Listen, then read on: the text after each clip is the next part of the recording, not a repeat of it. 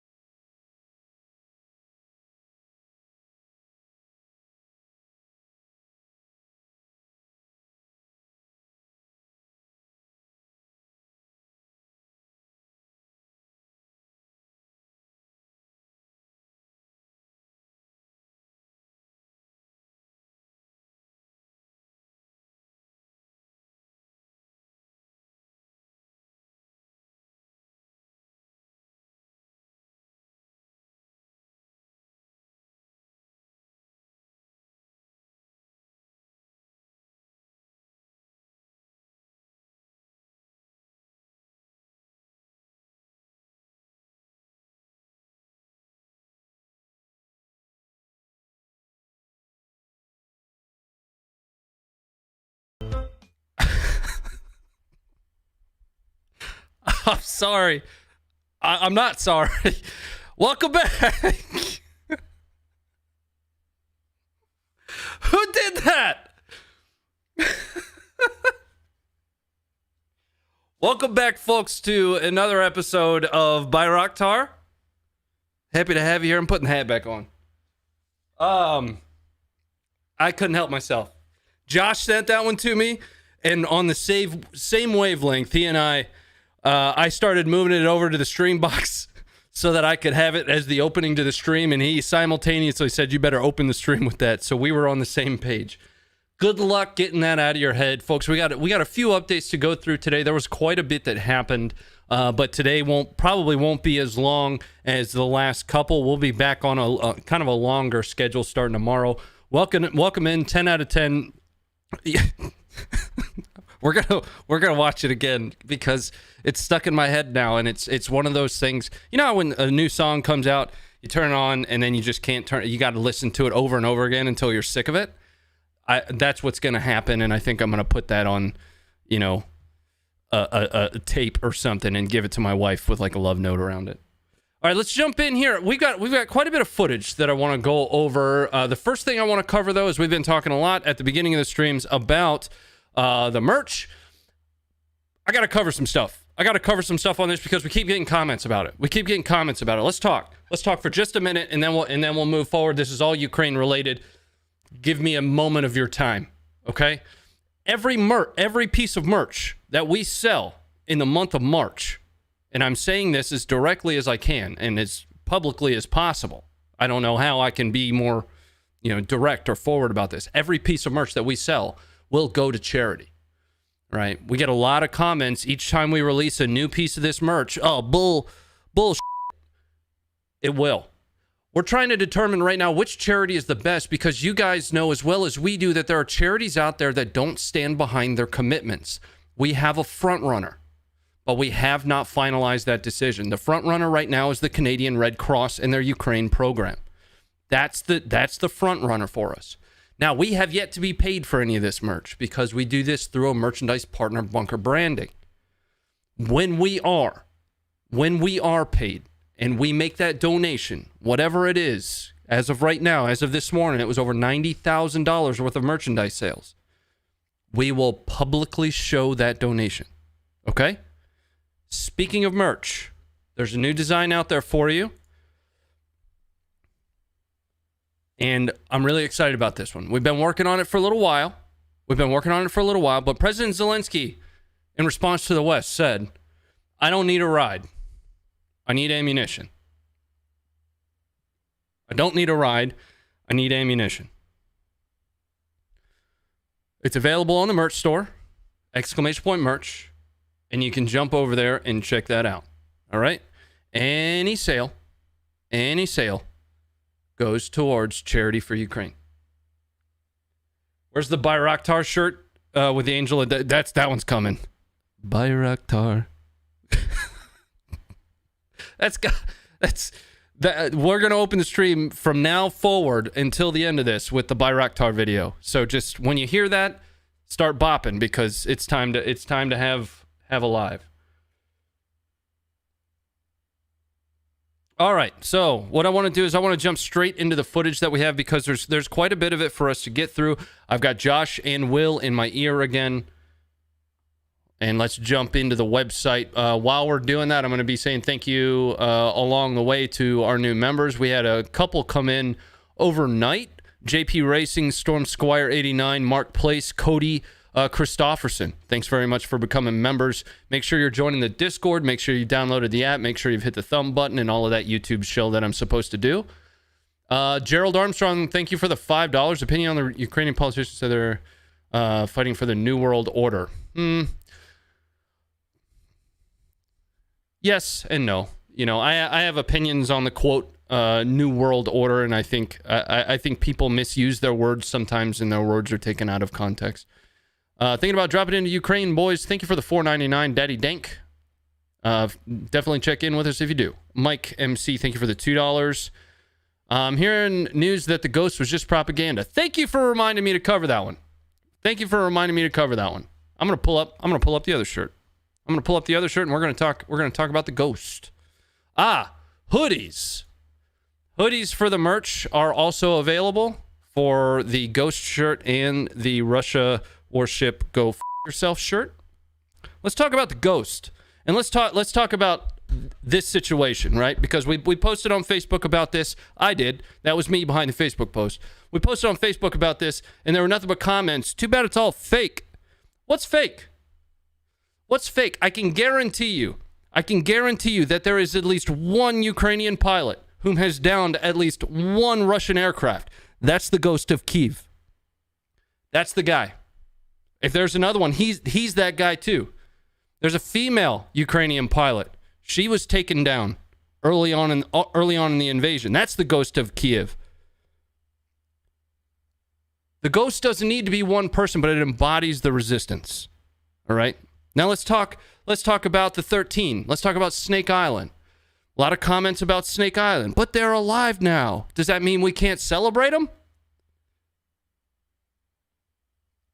Does that mean that we can't celebrate somebody telling a Russian warship to go f itself? Yeah, like Josh just said in my ear, maybe we're celebrating the Lithuanian weatherman or the Georgian ship that said it. It's symbolism. It is about the spirit of the Ukrainian people, right? That's what it's about. It's got nothing to do whether or not the story's fake. Nothing to do with it. All right? Anyway, I'm moving on. I got a little heated. I got a little fired up on that one. A little bit fired up. Bayraktar.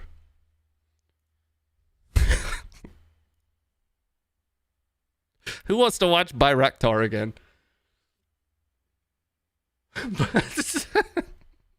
Does anybody else want to watch Bayraktar again? Can we watch Bayraktar again? We're going to watch it again. You guys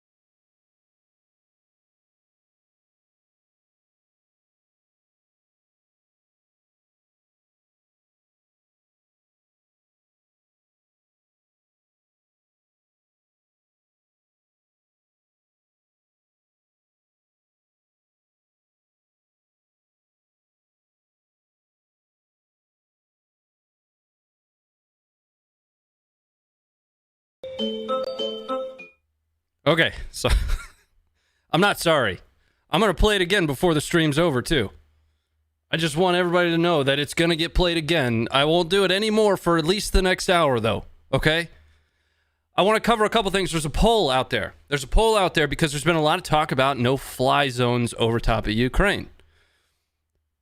And I want to kind of help you understand, for those that aren't tracking the gravity of what that means, right? Let's talk for a moment about no-fly zones. I'm going to give this to you, and you come to your own general conclusion as to whether or not you personally think a no-fly zone should be implemented over top of Ukraine. Effectively, what that would turn into is a force-on-force conflict between NATO leaders and Russia. Once you declare a no-fly zone, you then have to enforce that no-fly zone, right? In the process of enforcing that no-fly zone, which includes shooting down anything that's flying in there, you also have to engage from air to ground anything that threatens the planes that are maintaining that no-fly zone. So, effectively, implementing a no-fly zone would constitute an act of war. I am not saying whether one should or should not be implemented. I'm telling you what that would end up leading to. Everybody here should be able to come to their own conclusion as to whether or not they personally believe that should be implemented. But that's what would end up happening. Okay, let's jump into some of the footage here. The very first thing I want to show you, and what I'm going to need you guys to do, is have an extra diaper on your hands on this one. You ever watch something that makes you duck while you're watching it? No, you're about to. You're gonna get full camera on this one. Here we go.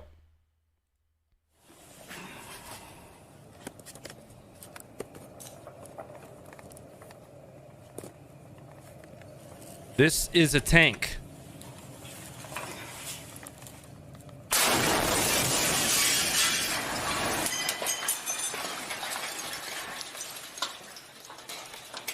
Let's watch that again.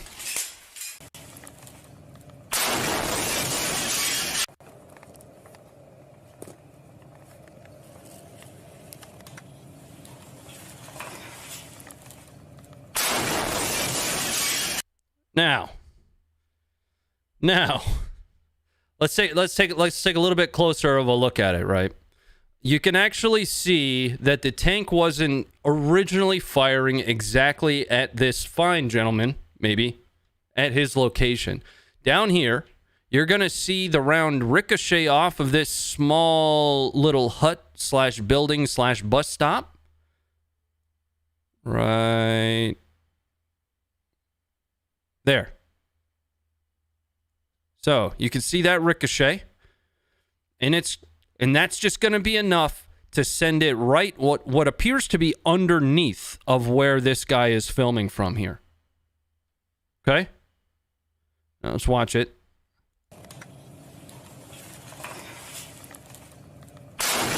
Whew. Terrifying. Yikes. Big yikes. Bayraktar. I gotta find a way to use that in a sentence or in just regular conversation moving forward. Just talking with your buddy and yeah, Bayraktar, you know. We'll play it again. So let's talk about a few more saboteurs. So top to bottom, Russia has, and we talked about this last night, Russia has ramped up their indirect fires. They have ramped up attempts to take cities. They've been spotted now in metropolitan areas that they had previously been pushed out of. And when we get to the interactive map, the SIGAC map, will go through some of that stuff. But the saboteur activity hasn't stopped either. Let's take a look at one of those. And this is essentially inside Kiev. And we've had reports of saboteurs since the earliest combat footage started rolling out. In fact, one of the last saboteur videos we put out is one of the most popular on our channel at the moment, or on our website.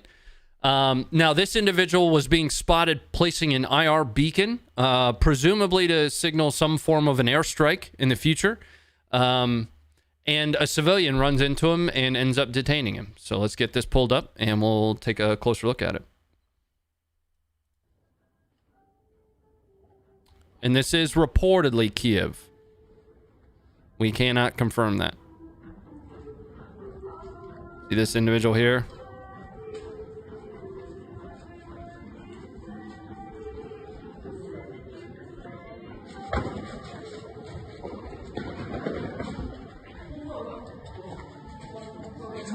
That's that Ukrainian big kick he just delivered right there.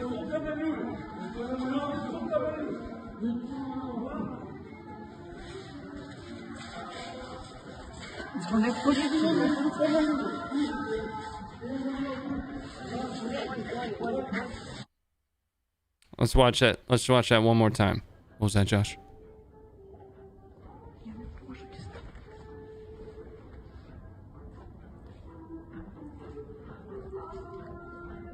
Yeah.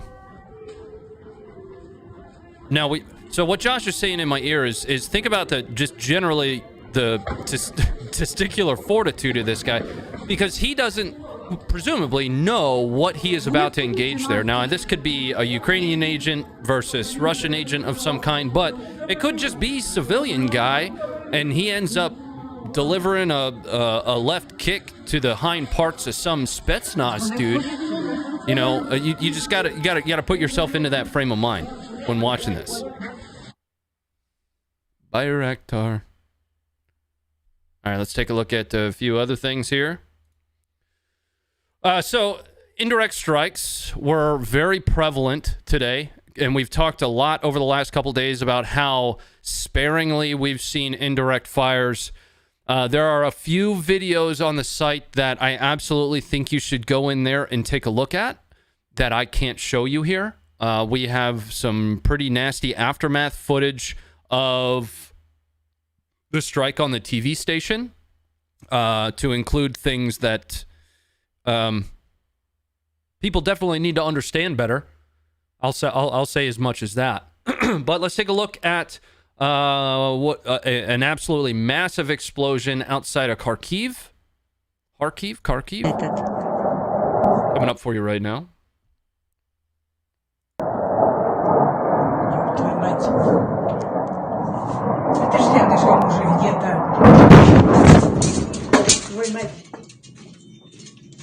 Let's watch that again.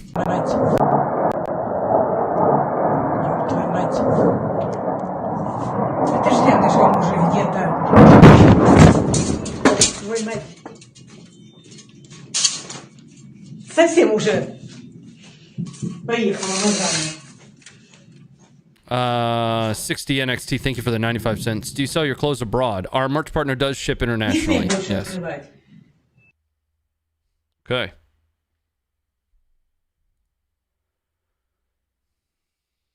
Now, we don't have a whole lot of information about that specific explosion. We are obviously just keeping our ear to the ground. And if you guys have something, make sure in the Discord, because our team members, myself, we are chatting in there. We're monitoring the discussions that are happening. And just let me know if I get enough Bayraktars in the chat. We'll watch it again.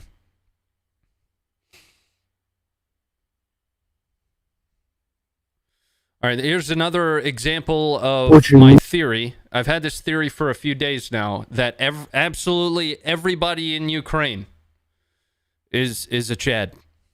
Coming up for you. I'm going to give you full screen for this one.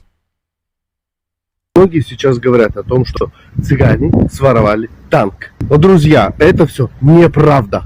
Мы его просто тупо спиздили. Это, блядь, хит, нахуй, пиздец. Спиздили технику, блядь. Охуеть. После того, как спиздили танк, очень часто поступают мне вопросы. Например, такие. Точно там был ты? Ну, я, честно сказать, даже не знаю. Возможно, был и не я. Но по факту...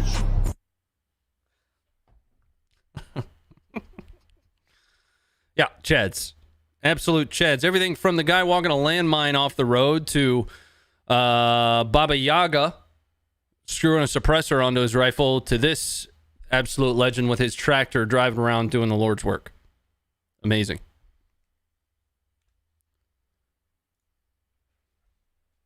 Some more. We have more footage up that we won't dive too far into. Now, I mentioned the strike on Kiev TV. on the antenna. We do have footage available on the site for that. We'll pull that up here for you really quick, just so we can make sure that we've covered it.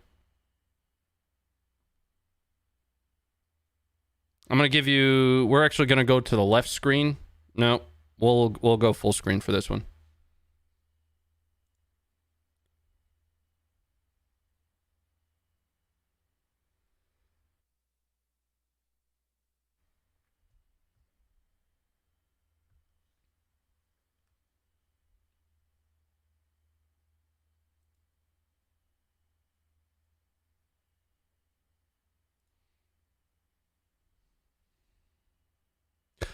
Now, let's talk about this for a minute, because one of the things that was mentioned, I want to say on day 3 or 4, is why Russia hadn't leveraged the capability to start really removing Ukraine's ability to communicate.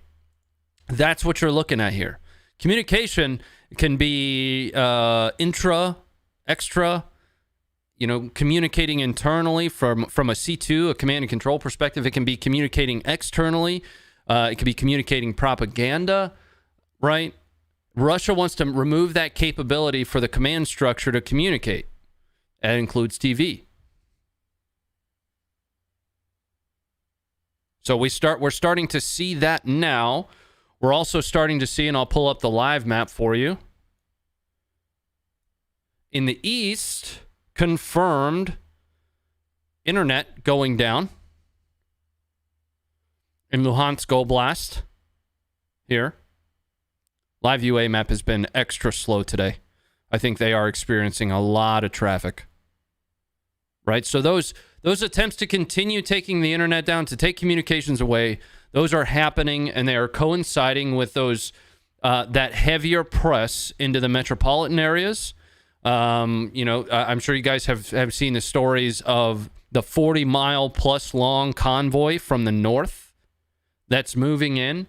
Now, we've been saying for days that we and everybody else, that there is a build that was going to need to happen because of how much Ukraine was pushing back. Russia, not only did they fire some of their senior defense officials, but I think they realized that the initial plan, the initial success they were hoping to have, didn't happen. So what needed to happen is that kind of an operational pause on Sunday. Now here on Tuesday, we're starting to see those heavier strikes. We're starting to see those the real heavy armor buildup in an attempt to take Kiev. Right, the talks in Belarus broke down. We're seeing reports of more Belarusian soldiers that are crossing. I'm still personally, interested to understand why we haven't seen more armor from Belarus push into the west here to try to cut off logistics supply routes from Poland to keep those from reaching Kiev. There's likely something that's keeping Russia / Belarus from pushing in here to the west. I don't know if that's, we talked to Will yesterday, the volunteer force, if you will, that's supposedly pre-staging out here, 15 to 20,000 folks. I don't know. I'm just surprised we haven't seen an overt attempt to press into the west to envelop Kiev entirely. I think there are more things going on that we don't know about, and this is part of a bigger plan that potentially, again, there are contingencies that any military, as a part of their, MDMP or whatever they follow, are going to put in place, right? They're going to have decision points. If we have not achieved, phase line whatever by date time group Y, then we're going to do this. And I think what we are seeing is the latter parts of that decision-making process. And that's my opinion, and it matters to nobody but me, right?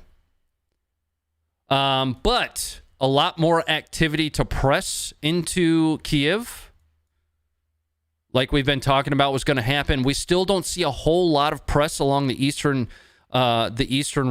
bank of the river. Again, we do see Belarusian soldiers starting to push in on that eastern bank to try to get pressure from the east. This breakout still hasn't really developed beyond what it was. I want a hoodie and I just bought a shirt 2 days ago. We tried to get them out as fast as we could, Luis. Thanks for the 229. The world needs Ukrainian Jamshid. I think we got it. It's the Bayraktar. Why don't they use a volunteer Air Force with MiGs and Saabs painted with Ukrainian symbols? Been done in other conflicts. I don't know, Gerald. I mean, that could be a part of the volunteer force that's coming in. You could very well have pilots that are going to be volunteering. In our interview with Willie, which I believe we're going to be publishing as its own video if you weren't able to catch that. In our interview with Willie, he talked about running into a lot of those volunteer forces, right? And it's a substantial amount of people. A substantial amount of people. Let me jump into some of this support that you guys are sending over here. Blaster Mike. Any word on Ukrainian casualties? Yes and no. You know, the last I'd seen it was in the low hundreds. I would be mindful of any casualty reporting right now. XL, thanks for becoming a member. Thank you guys for becoming members. Make sure if you're a member that you join the Discord. We've got a separate area in the Discord for members. Right now, our merch is discounted because we just launched it. There's an element of irony with everything that's going on right now. We did not intend to launch it during the Russia war, but we've been working it for a few months. After that promotional discount ends, members, dependent upon your tier, will have an opportunity to have a dedicated discount code. Okay? So there's promotional pricing that's happening right now, and once that promotional pricing ends, which is going to be at the end of March, you guys, dependent upon your membership tier, will have discount codes. Speaking of the internet outages, here's actually something to really help you understand, you know, over time. The internet going down in Luhansk. Now, I've seen similar output from or similar graphs, but this much of a dent in connectivity we haven't really seen until now, right?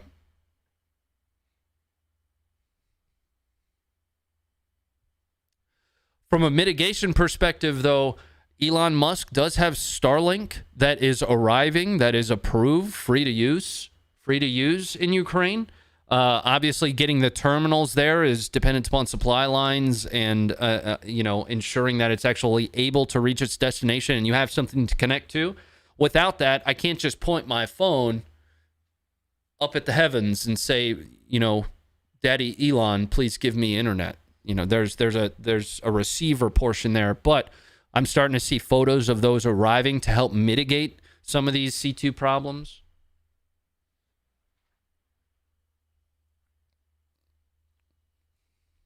Let's jump back into some more of the footage that we had today. Again, there's definitely stuff today that I can't show you. There's definitely stuff today that I can't show you. I wonder if I can link it. Maybe. Something Josh pointed out a couple days ago. Was escalation of force and rules of engagement. Right. Josh spoke about this in one of the videos we posted. I want to say it was Saturday, maybe. We are absolutely seeing Russia try to use, you know, escalation of force principles and a generalized ROE, at least at a minimum. And I'm going to show you a great example of that.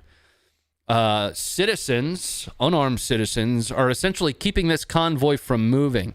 And what we're probably looking at here is someone that's very far down their escalation of force or their ROE requirements, because he is ultimately at the shoot phase. For those of us that are military, if you understand where the shoot phase is. Coming up for you now.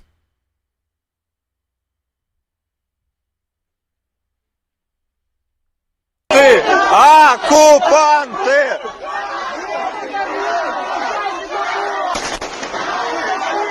Домой! Домой! Мы безоружные! Фашисты!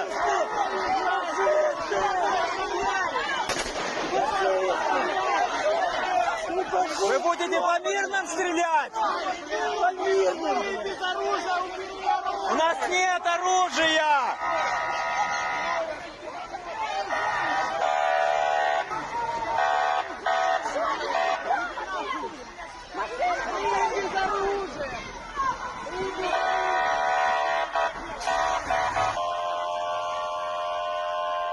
Sounds good, brother. Sounds good.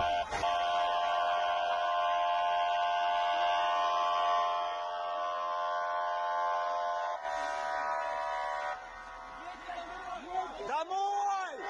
Домой!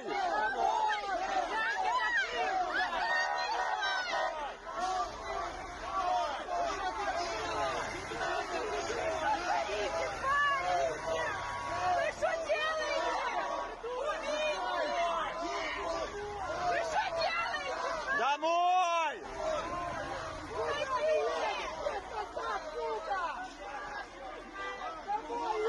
Домой!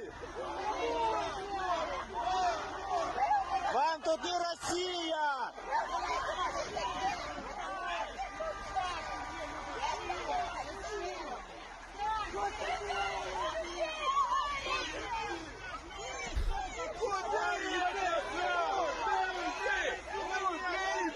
Убийцы! Убийцы! Убийцы! Убийцы! Куда ты прешь? Пидорас! Пидорас! Убийца! Убийца!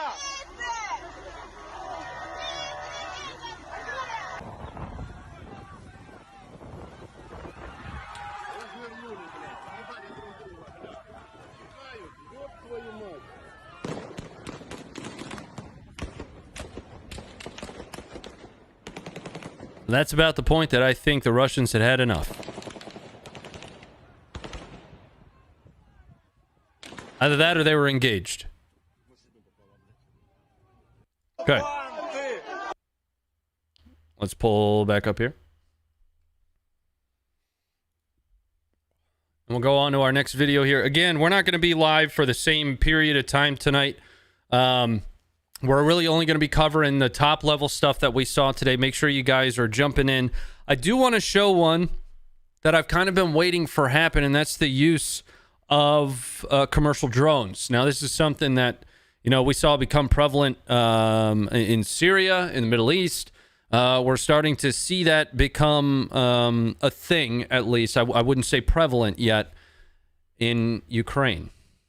Coming up for you right now.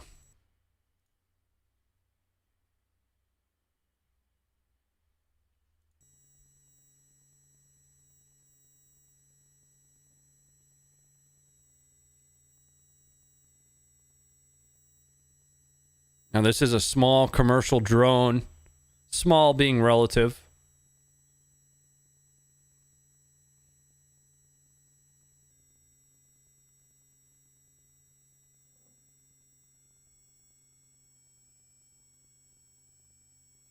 What I don't think we're seeing here is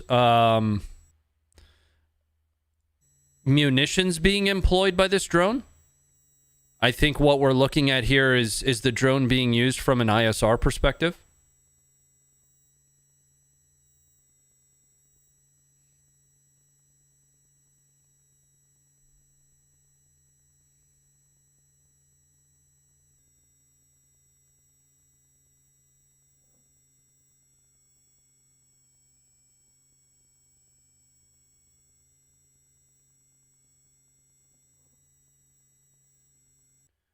I thought it was a Turkish-made drone. That you are speaking specifically to the Bayraktar, and we were not looking at Bayraktar footage there. That was not Bayraktar.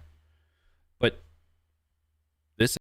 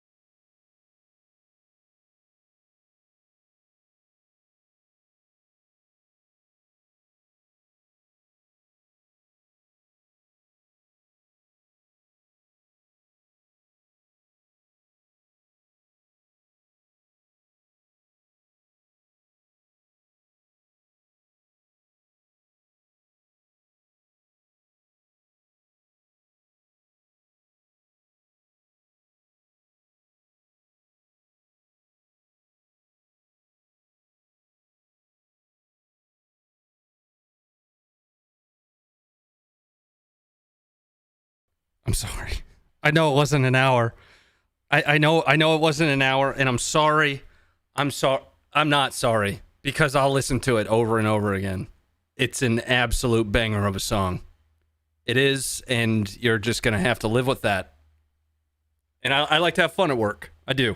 So let's jump into a couple more. We've been talking a little bit about indirect fires being used. So we've got indirect fires in Kherson that really ramped up. And we also have footage of troops that are in Kherson, Russian troops in Kherson.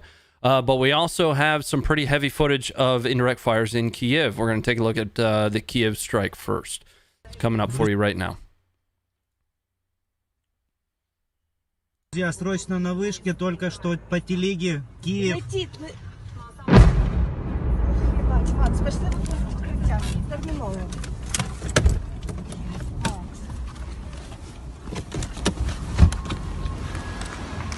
Значит, Дорогожичи обстреляны, друзья.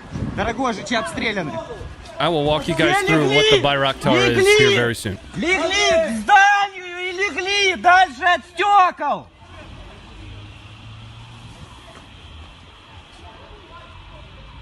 Ближе к земле, дальше от стекол. Может еще один удар быть нанесен.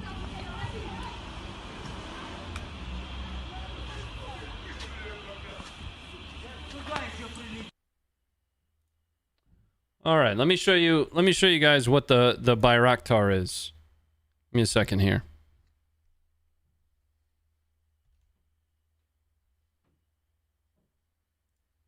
The Bayraktar is the TB2. It is a mid-sized drone that is designed and developed by Turkey. Okay? Coming up for you full screen. We'll go full screen. It's designed and developed by Turkey. All right. Now, this is not Turkey flying, or the Turks flying these Bayraktar drones. These are Ukrainians operating these Turkish designed, developed, and built drones. Now, they were purchased by Ukraine, and they have been very effective. Now, the Bayraktar can only carry four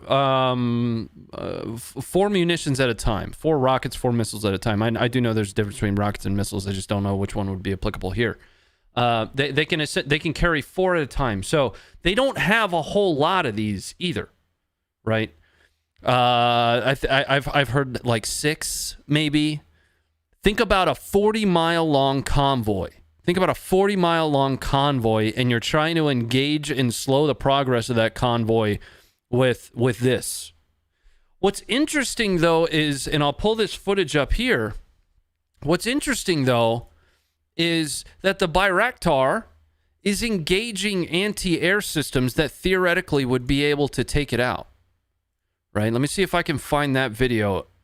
And we covered that one yesterday, but I think for those that weren't here, it is right here. Theoretically, this anti-air would be able to engage that Bayraktar. I don't know if from a size perspective it's too small. I'm not sure. Its radar signature is small. Okay. Где наш штурман? Хай рассчитывает, штурманский расчет делает.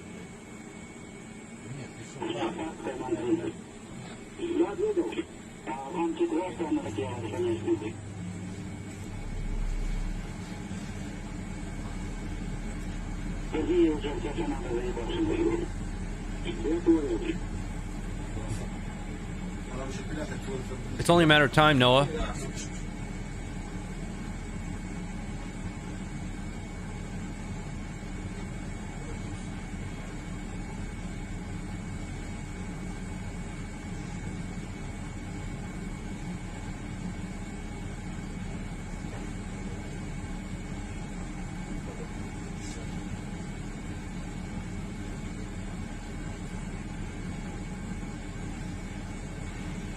Who has a Discord server link? Exclamation point Discord.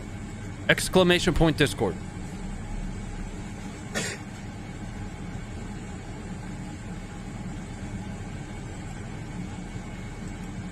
Rumors of a vacuum bomb. There were reports of a thermobaric bomb being used, quote-unquote bomb. We also talked pretty heavily yesterday about the TOS-1.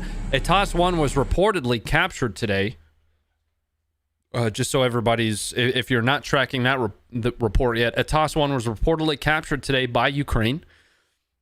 Atas-1 is a multi-launch rocket system, an MLRS built on top of a T-72 chassis. But that's all the information I had, was just a picture of Atas-1, which is thermobaric. Essentially, the mixture of fuel that's in it sucks the oxygen out of the air around the explosion.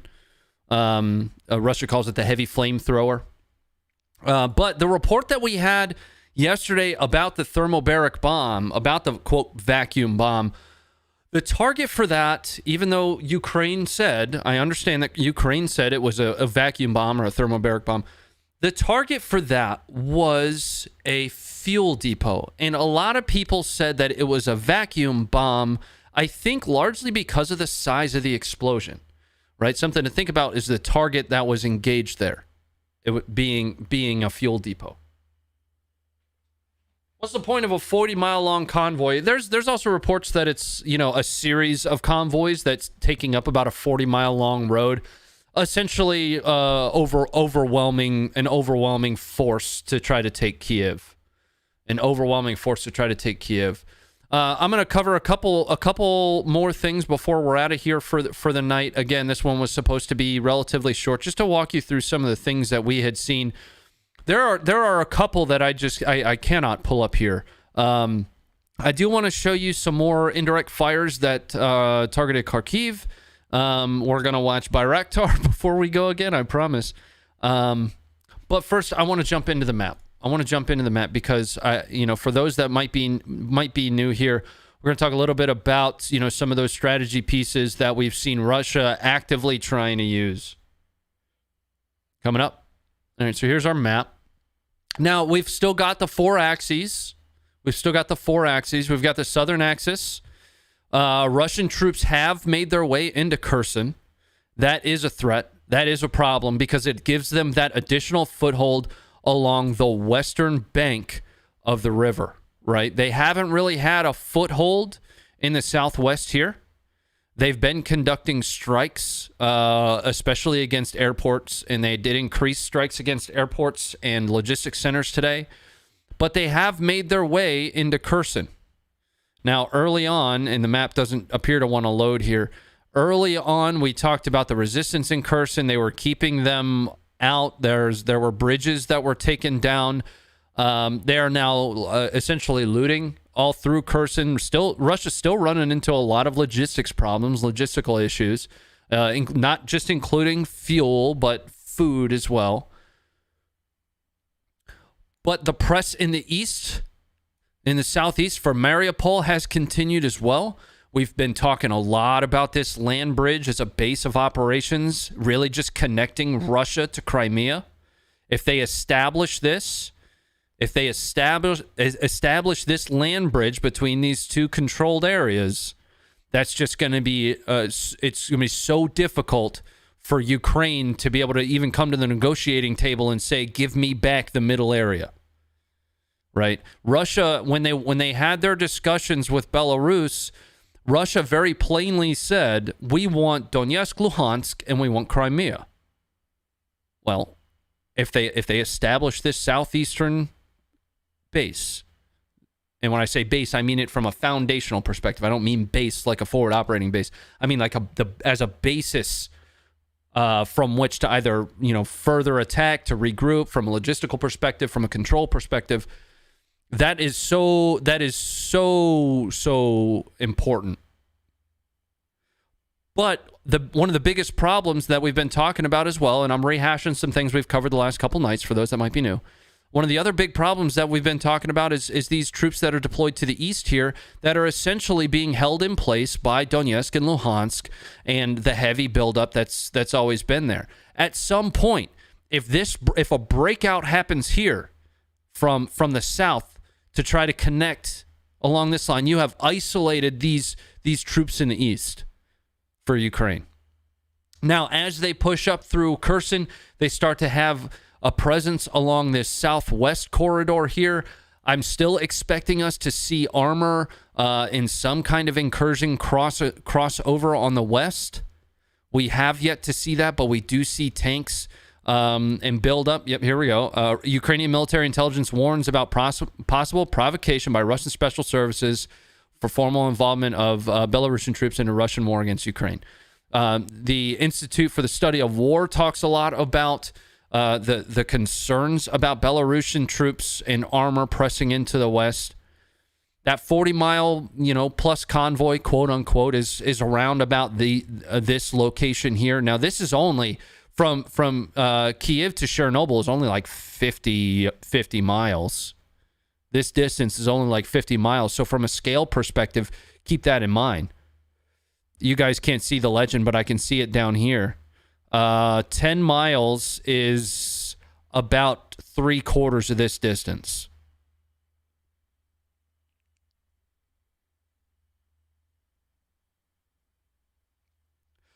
But something to understand about this map is all of your red. I don't think I've ever oriented you guys to the map. So any red shading, that is Russia control.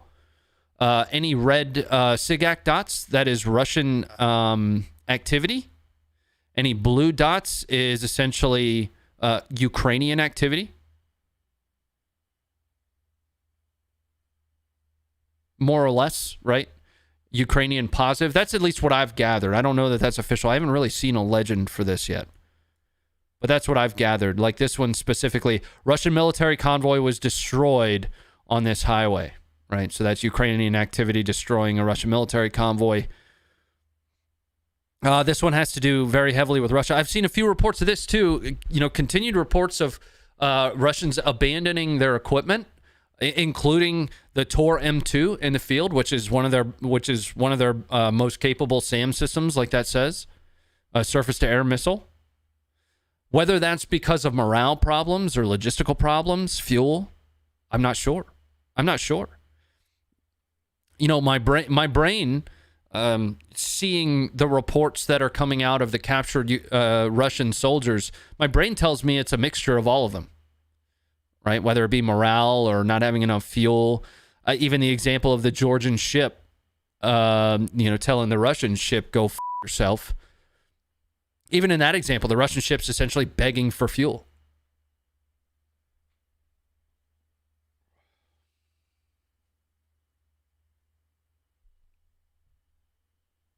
Okay, the last couple things that I wanted to talk with you guys about are just some more footage of indirect fires here. Let's pull up the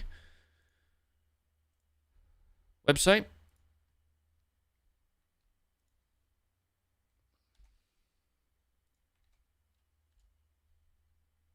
And then I want to go back through my notes and just make sure I covered everything that I wanted to cover. Let's take a look at some cluster munitions in Kharkiv. And that's coming up for you right now.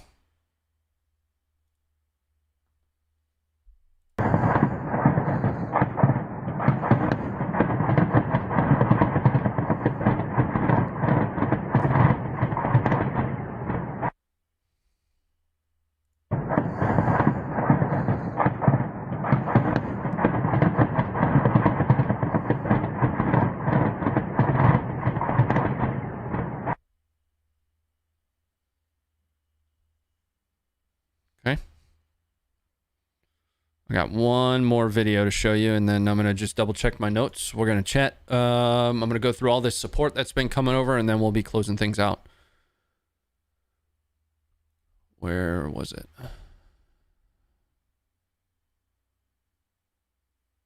Oh, that's what I want to do. I wanted to cover this one again. We found this one relatively late in the day. For those that were here earlier, you have already seen this one, but I want to make sure others get a chance to look at it as well. What you're looking at here is a tank, and be ready to change your shorts.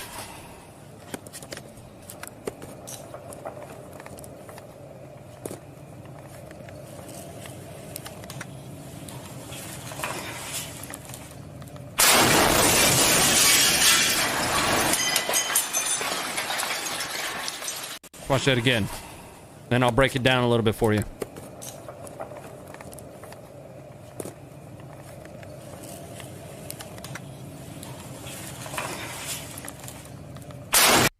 All right.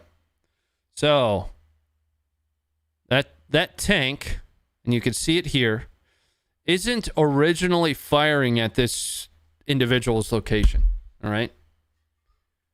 He is not firing at this individual's location. You can see a ricochet here, right off of this structure, which sends the round presumably just underneath of this guy. Right? It sends the round just underneath of him. Let's watch that.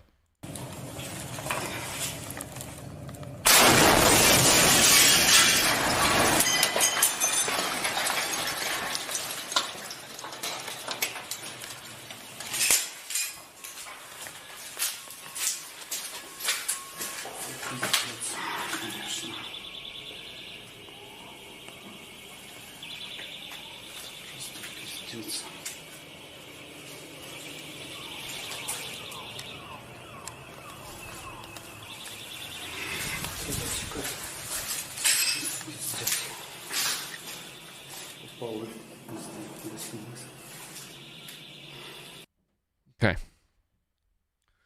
I want to go through some of the support really quick. Andres, thanks very much for the 1102. Former Canadian Armed Forces here, now grad student at Royal Military College of Canada. Time for Ukraine to conduct a fighting retreat to secondary defensive positions. If you're speaking to the Ukrainians that have been deployed to the east near Donbass, absolutely. Now would be the time to wheel back and begin to get ready for the envelopment of Kiev. Right. Theory, licensed tour guide. Thanks very much for becoming a member. Michael, thank you for becoming a member. Desmond, thank you for becoming a member. Jake, thank you for the $5 super chat.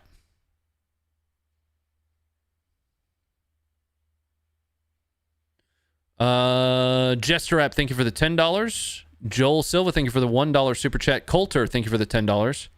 Michael, thank you for the $5. Bro, we need Bayraktar t-shirts. I'm working on it. Trevor, thank you for the $5. Jay Witt, thank you for the $4.99. Romy, thank you for the 10. VK, thank you for the $2.16. Alexi, thank you for the $4.99. Do you think even if Russia takes Ukraine, they won't be able to hold it? I mean, that depends on response from the West, support to whatever insurgency develops. It depends, you know. Starlink up and running. Thank you for the $2, William. Yep. Mad Max, thank you for the $3.94. I haven't seen that one yet. Ghost Delta X, thank you for the $4.99. Thank you, and especially your team behind the scenes for all your efforts with these live streams. Stay true, stay you, and stay awesome. All we can be is us, and thank you for the kind words. Andrew Doyle, thank you for becoming a member. All right, I will be jumping back to finish those out after we finish here. What I want to do is just check my notes and make sure I have covered everything that I wanted to cover quickly. We talked about Belarusian troops. Yeah, there were reports of Belarusian troops early on, and Belarus continues to deny that, but it's a high probability that Belarusian troops are engaged now, if not they have been, for almost the whole time.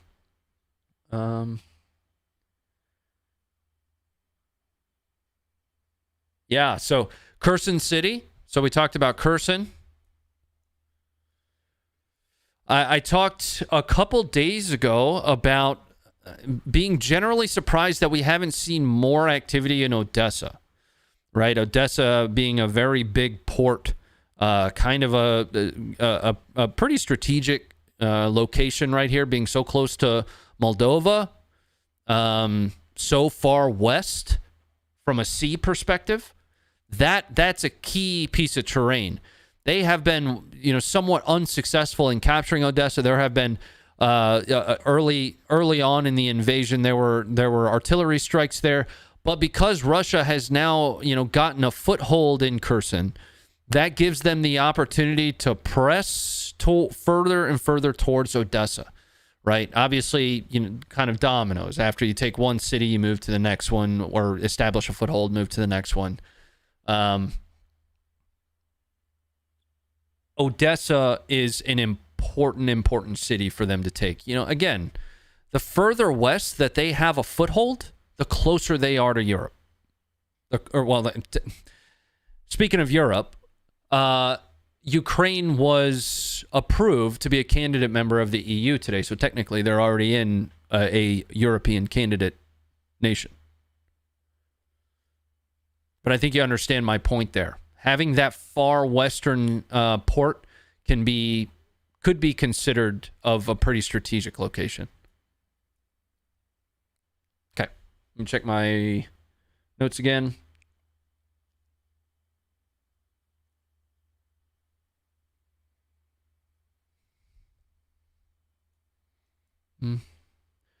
Okay, good. So we're gonna double check. We're gonna double check the website, and I'm trying to compress what would normally be a little bit longer of a stream into just a few minutes. If it feels like I'm pushing through this, I've got some family time tonight. Okay, and we're good there. I'm gonna pull up a live stream, and I'm gonna link to that for everybody while I go through the rest of this footage that we've got over here coming up now, or the rest of this support. And thank you for your support.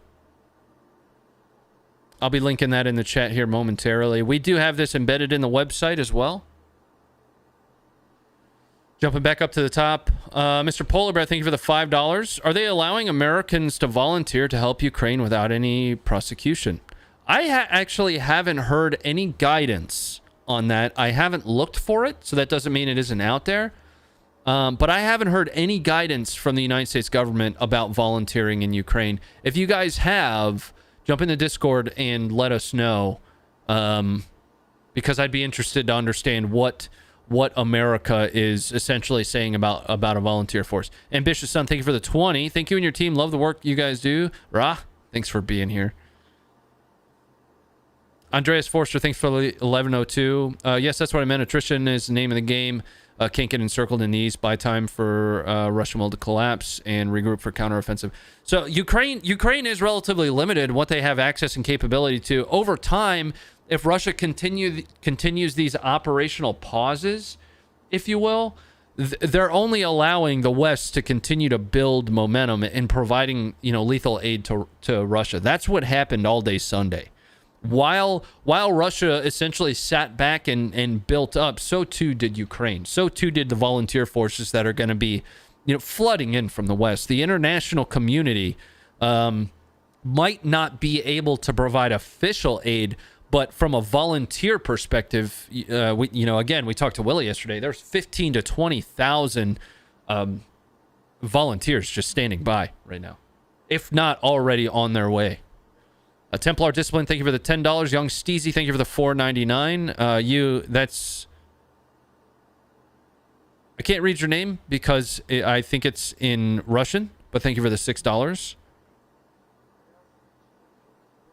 Why are troops attacking civil buildings with rockets in Kharkiv and other cities? That is the question.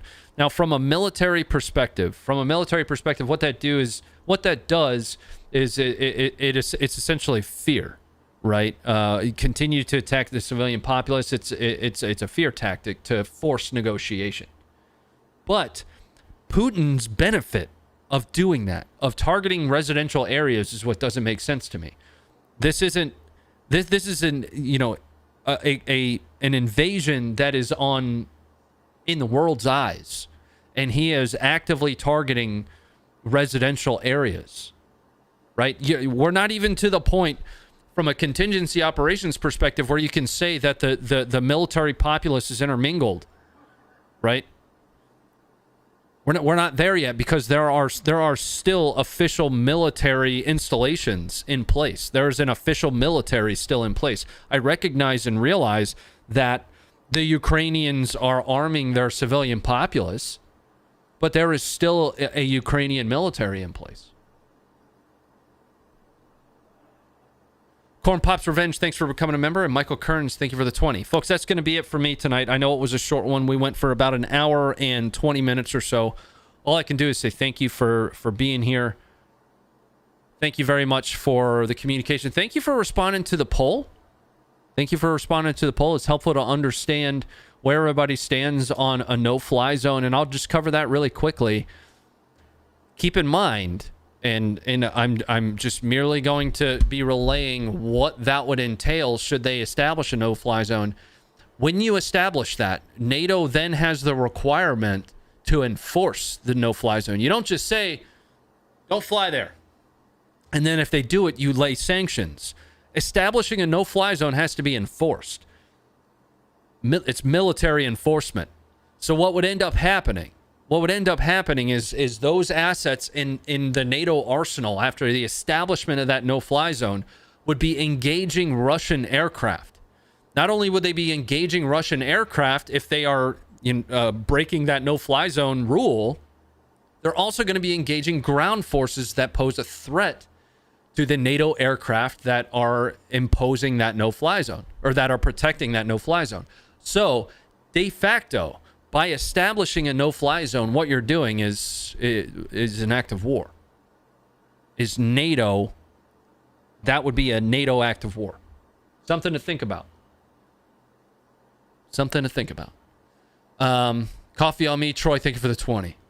Thank you for the 20. I'm out of here. The next time I'll be live is tomorrow. We'll be live tomorrow, right around 6 o'clock or so.